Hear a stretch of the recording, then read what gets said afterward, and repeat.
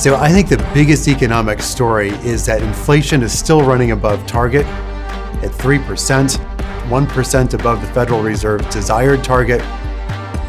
The labor market is in a very interesting situation where there's almost no hiring going on. The single most important takeaway for the average American is watching whether or not the slower hiring that we have seen this cycle will morph into increased firing. If we go back to past economic cycles, typically it's slower hiring that comes first, and then we see an increase in firings, a big uptick in the unemployment rate. But what's been really unique about this cycle is that we've been seeing slower hiring for the last couple of years, and it's not resulted in increased firing. So the big question is whether US corporations will turn to increasing firing, mostly if they're seeing margin pressures in certain areas. It remains a question that has been in place for this market and for this economy for the last 12 months.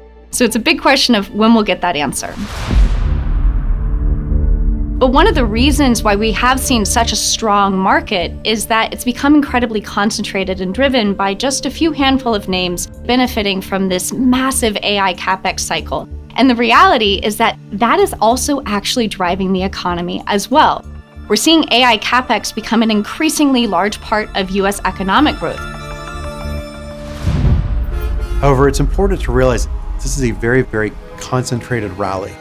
And so it is essentially a contest between momentum on the part of many of these technology companies and valuation, which is looking very, very stretched, particularly in that sector, but even across the broader market.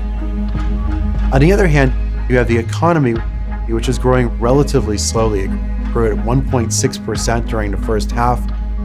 And you have essentially a job market that is stalled out, inflation running above target. And all of this creates a very, very mixed picture. The single most important data point is the divergence between what's going on within the market cap earnings of the S&P 500 and the equal weight S&P 500. This captures the fact that there's a huge dichotomy between what's going on with the top-weighted part of the market, which is benefiting from things like AI and CapEx, and what's going on within the average stock, which much more reflects what's going on within the US economy. When it comes to a cooling economy and a resilient stock market, absolutely they can coexist. And so the perfect example of this is the mid-1990s. In 1995 and 1996, US economy slowed into a soft landing. And the stock market loved this scenario because the Federal Reserve was able to ease policy. They cut 75 basis points off of rates, and the stock market was up over 30% in 1995 and up a further 25% in 1996. One of the greatest questions is how the market can be so strong, but how average Americans can still be saying such sour things about their outlook in the economy. A very common trope is that the market is not the economy, and that is very true. What drives the market, what drives earnings can be very different than what drives the US economy. If you look at the consumer confidence surveys, like the University of Michigan and the Conference Board, we've seen a very, very sharp drop-off in consumer confidence. When you look at the actual spending data, consumers continue to spend. So where's the disconnect? Well, the disconnect is that people with incomes of less than $100,000 have tended to spend a lot less money because they're feeling a lot of financial strain.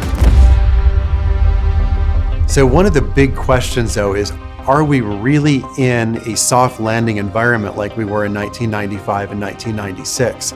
At that time, inflation was well behaved, running at 2%. This time, with inflation running above target, in some ways it's more reminiscent of the early 1970s, in which Fed Chairman Arthur Burns kept interest rate policy easy and actually lowered rates in the face of an expanding economy that later on set off a tremendous inflation in 1973 and 1974. So we have an economy that's kind of growing slowly.